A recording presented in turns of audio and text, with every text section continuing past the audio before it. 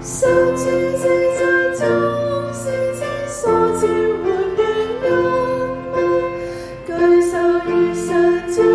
聖殿內的百姓，樹立於主前的節物，是基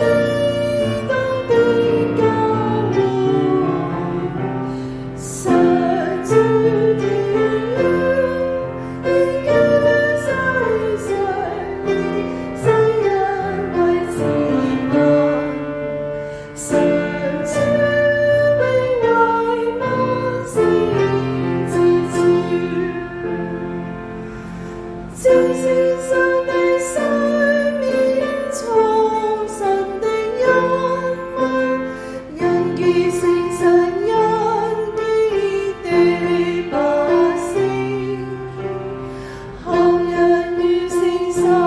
的節物，是基督的教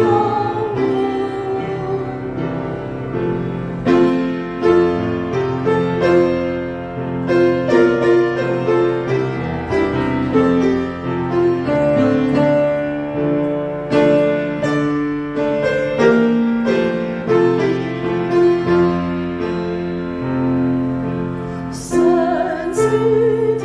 了，應許世上的世人為自問，上主永為萬事之主。接旨於耶穌葡萄樹上的恩物，這上主聖寵結果的樹子，正近於聖愛的節物，是基督的教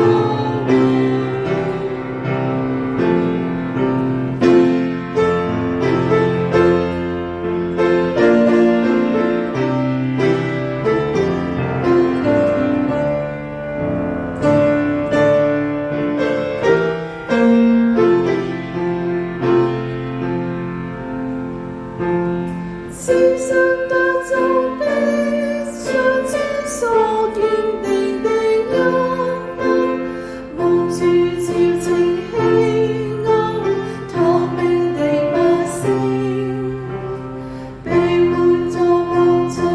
的節物，是基督的教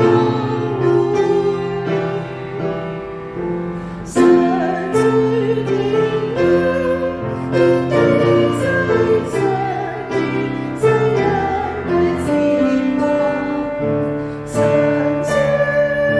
永為萬事之主。